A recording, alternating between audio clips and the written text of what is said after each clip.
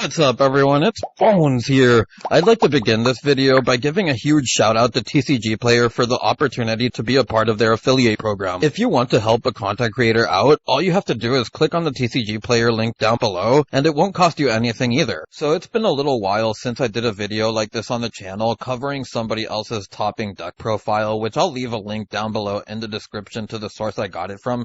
I didn't see the person's name, but I know that it top 4 to Philadelphia Regional, and we're going to start here against Centurion, and the reason that I'm showing this replay is because one of the strong things about Burn, as you can see, my opponent opens 4 hand traps. I don't really care about hand traps, and in heavy hand trap formats like the one that we're currently in, having the ability to just set 5 can be really powerful, especially since if your opponent happens to main any back row destruction, it's usually just one Harpy's Feather Duster and they have to draw it. So we're going to set 5, pass to our opponent. Our opponent is going to top deck Imperm, which again does absolutely nothing to us. They're going to normal summon Primera, use its effect getting the field spell, activate the field spell, they'll pitch a nib, as they're then going to be able to get themselves the Trudea in the spell and trap zone, activate the Magna Hut, which will then be able to special summon itself. They're then going to use the effect of Magna Hut on field, activate the Trudea in order to special summon it, and now they're going to immediately go into the field spell synchro, and I thought that this was also interesting. Kind of get it when you're playing against set 5, but I don't know, I thought this was kind of weird. But going to activate the Secret Blast along with the Secret Barrel. The reason that I'm doing this is because I didn't know if we were going to get the opportunity to inflict more damage than what we had here at this point. So I wanted to get the potential most value out of it, even if it wasn't going to be the completely best value overall. We're going to then get ourselves 2600 damage onto our opponent, as we're then going to watch them go into the Enigmaster. They'll use the Enigmaster, put the Primera in the spell and trap zone, pitching the Imperm, and now during the end phase they'll get their Magna Hut search for the Baldrake, and we're going to activate the Trap Trick. At this point we're going to banish the Ring of Destruction. We're doing this just so that we can avoid the effect of the Pack Bit in the graveyard, as we are just going to end up using the effect of the Ring of Destruction now, which will also put them at 2500 damage, and that was pretty important considering we have 2 dimension walls, so if they attack with Magna Hut it was game over. But we're going to end up top decking the Ceasefire. Our opponent is going to scoop, and with that I'll take you on to the next game. So in the last replay you saw some of the strengths of Burn having the ability to not just care about hand traps. The fact you don't need to interact with your opponent at all in the modern era of Yu-Gi-Oh! Is just pretty strong in my opinion, especially when you have cards like the Game here, which happen to put 2 normal traps from your graveyard, setting them to your field that can be activated the turn that you set them if the card is destroyed by your opponent's card effect. So if you get Lightning Stormed and you have traps in the graveyard, that's just really strong. But from here we're going to watch our opponent go first, as I did want to show what happens when you go second with the deck. And our opponent did make a slight misstep here, where we see that they're activating these cards on standby phase, and with EDO Pro it's kind of rough, where if you don't click the always chain button early enough, then it's just going to go to the standby phase really fast. So that might have been a genuine mistake. But I would like to point out that they did do a couple of weird things in this game that I don't know if they were mistakes or not, and I'll point them out. But they're going to activate the Hugin, getting the Fountain, and from here they're then going to activate or normal summon the Poplar, use the effect of Poplar to get the Temple, as they already have the original Sinful Spoils in hand. They're then going to activate the Fountain, and once they activate the Fountain they're going to activate the Temple. So I thought that was really weird. That may have been a mistake, just activating the wrong field spell. But they're then going to get themselves the Snake Eyes Oak, as they're going to go into the Masquerena. They're then going to activate the original Sinful Spoils, sending the Oak in order to get the Ash, use the effect of Ash in order to get the Poplar. Poplar can then special summon itself, as it hasn't used that effect this turn. They're then going to use the effect of Ash and the Poplar, get themselves the Flamberge, use the effect of the Poplar, putting the second Flamberge back into the spell and trap zone, as they're then going to send it away for the Diabell Star,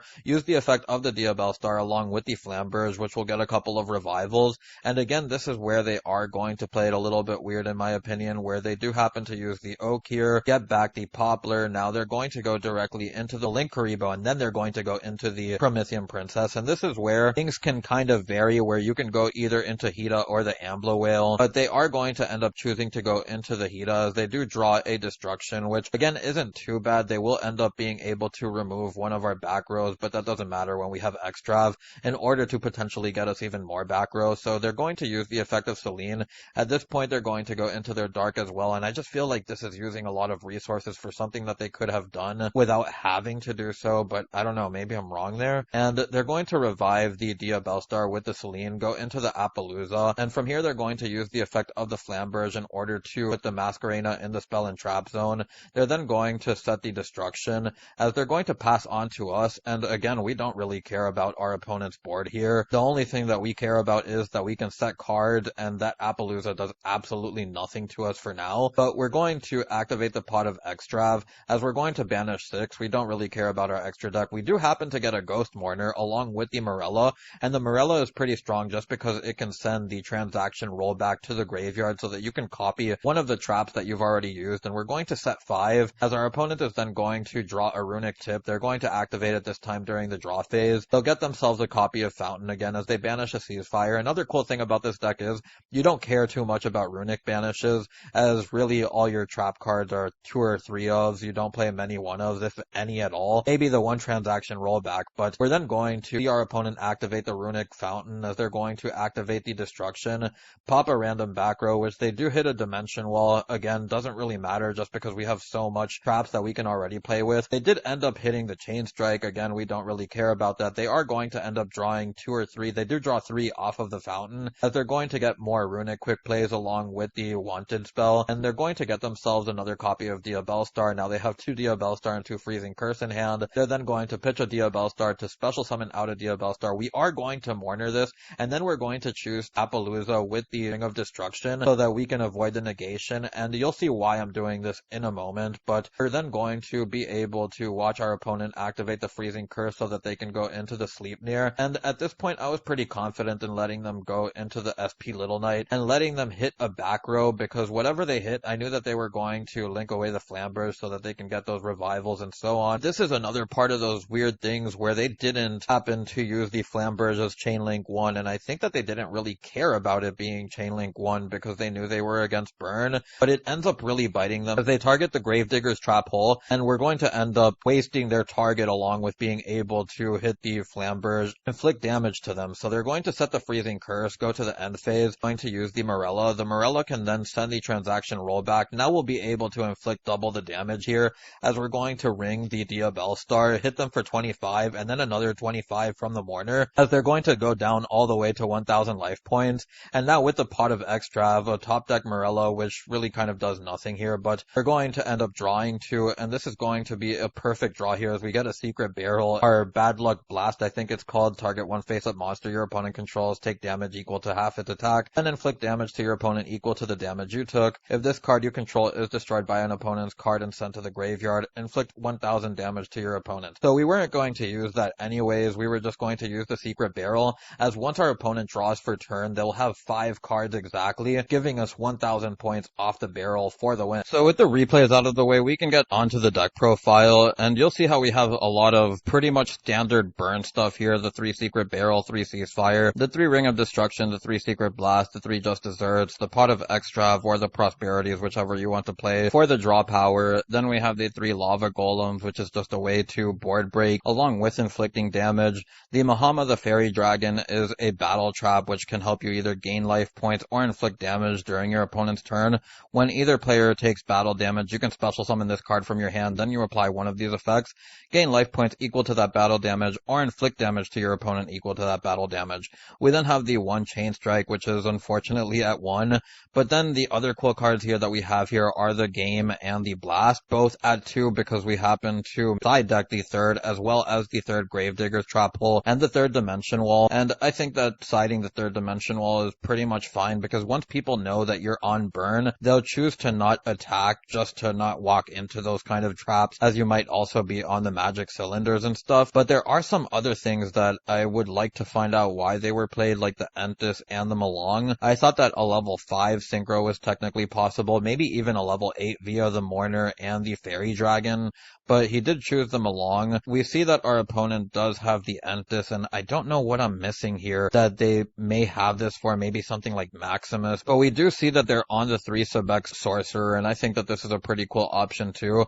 and it's just really funny seeing that the burn deck has its own link too. We then see the 1 Beyond the Pendulum. I have no idea why they were playing this either. This was probably just a spot where they didn't know what they wanted to play, so they just happened to throw it in there, and I think that the same can probably be said for the Azalea battle hand trap that they can use to go into it with, along with the Lord of the Heavenly Prison for the games 2 and 3. But with all of that said, I don't have too much else else to say about it. I guess the only thing else that I would like to point out is how it's really cool how this deck can play around destruction, with the Morella being able to send a potential transaction rollback target or transaction rollback itself. Then you have things like Secret Barrel and Secret Blast that you can activate immediately. If your opponent has monsters, you can activate the Justice Earth. Same thing with the Ring of Destruction. Then if your Blast or your game happen to get destroyed by your opponent, then it benefits you more than it benefits them, since game will be able to recur traps while Blast will be able to inflict damage to your opponent. So that makes them not safe either, especially if they're low on life points as well. Seeing here in the side deck, the last thing I would like to go over is the Volcanic Queen,